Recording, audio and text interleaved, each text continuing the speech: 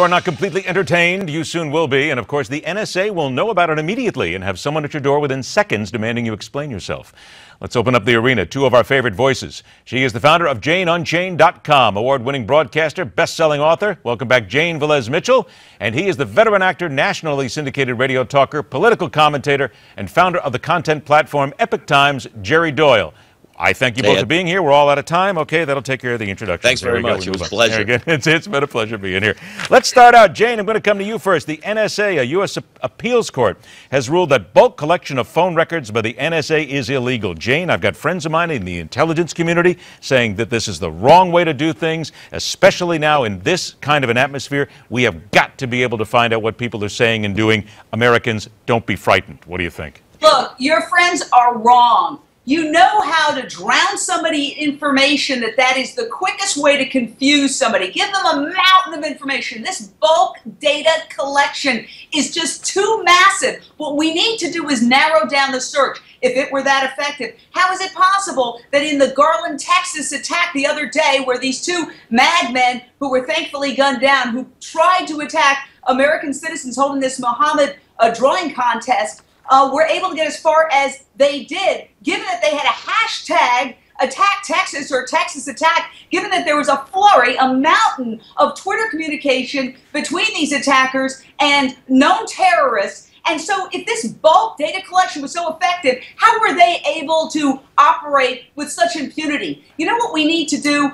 We need to stop ruining everybody's civil liberties and focus on the people who are actually a threat. Okay, that's the problem. Jerry, there's something else in there, too, because certainly with all this data collection, Jane's point is well made. Others have made it before. We're still so far behind when it comes to our security here in America, even with all this data we're collecting. So maybe we need to hunker down and focus a little bit instead of just trying to grab it all at once. I'm down with Jane on this one, Ed. Do you remember the movie The Raiders of the Lost Ark? You remember when they found the Ark of the Covenant? At the end of the movie, the Ark of the Covenant was boxed up, and they had that guy pushing it through a warehouse, and the camera that warehouse exists. We know that, Jerry. You and I both. We know that.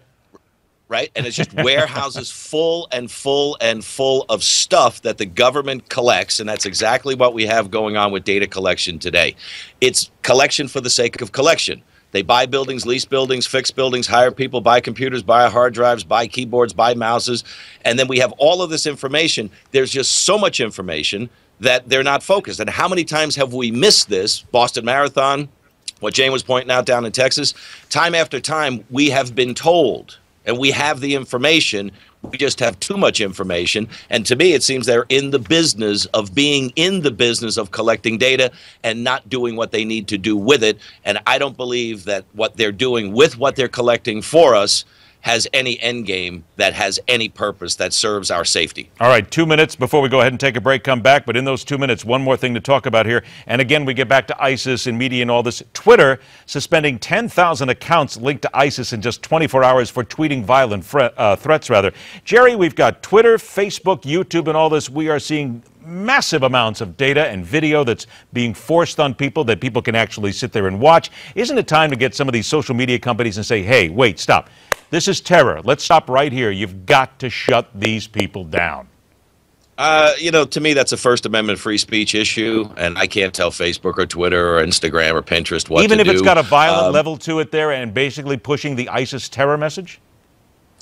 To a certain degree, but I mean, I would have to think that if we know who they are and we can get the information on who they are and where they are and what they're all about. Look, the way we're going about analyzing data today, Anne Frank wouldn't have to hide in the attic because these people are hiding in plain sight. They're telling us what they're doing. They're telegraphing what their intentions are. The FBI knew they were going to be there in Texas. The FBI was there. So, you know, shutting down the information, okay, I guess to a certain degree you could say that makes sense. But if they're telegraphing and telling us exactly what it is they're going to do, where they're going to be, and how they're going to about doing it, wouldn't we be there waiting for them or head them off at the pass? Well, there you go, Jane. That's actually not a bad idea. 45 seconds left here before we take the break. But at least this way you know who they are, where they are, and if we did a better job of actually investigating where they are and our intelligence was better, then we could use this to our advantage, right? And let's not deprive everybody's First Amendment rights to catch the criminals that they could target.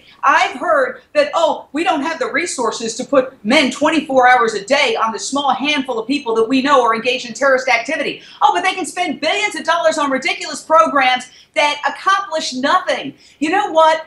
You open a Pandora's box. You start telling Twitter and Facebook you can't cover this one or that one. The next thing you know, my social media site will be shut down because I cover stories that the mainstream media ignores. And they ignore them because they don't always reflect great on the advertisers. So you can't open that Pandora's box. You know, social media is the democratization of journalism and free speech, and we need to keep it that way. We still have to protect that free speech no matter what. That is what America is founded on. Absolutely, I agree. Jane Velez-Mitchell, Jerry Doyle, hang on. We're going to take a break and come back. And when we do, there's a brand new app out that if you see something happening, you can take the picture and the video will be uploaded to a very special server. Think ACLU. Midpoint and the Arena continues.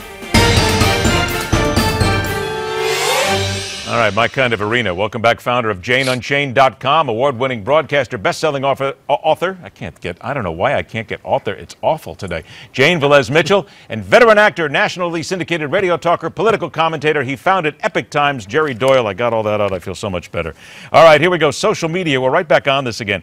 A study shows that social media is blamed for 1 out of every 7 divorces.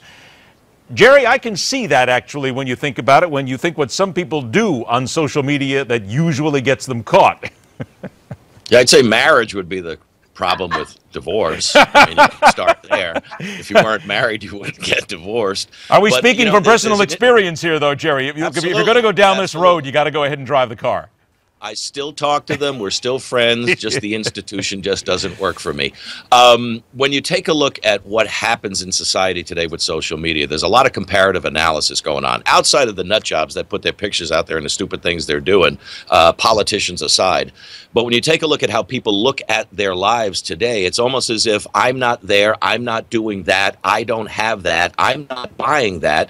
What's wrong with my life? And in looking at what other happy, wonderful, adjusted couples are doing, you might find yourself in a position of looking at what you have, which Jerry, is you gotta reality, see this right as opposed to what's not real. Because while so you you're end up with this comparative analysis. While you're talking, Velez-Mitchell is over there. She's on her phone right now while you're talking here. You know, now she's taking pictures. She's texting me. I'm doing an Instagram. Thank you so much. By the way, Jane, if you're going to do that, just let us know because we're going to send Apple a bill right now, okay, for a few million people. Thanks so much. Hey, Jane, it's a great picture, Jane. It's a great. We don't need Ed. Jane, I'll just talk to you. Ed, you just sit there for a second and be quiet. Thank you. Okay, wait.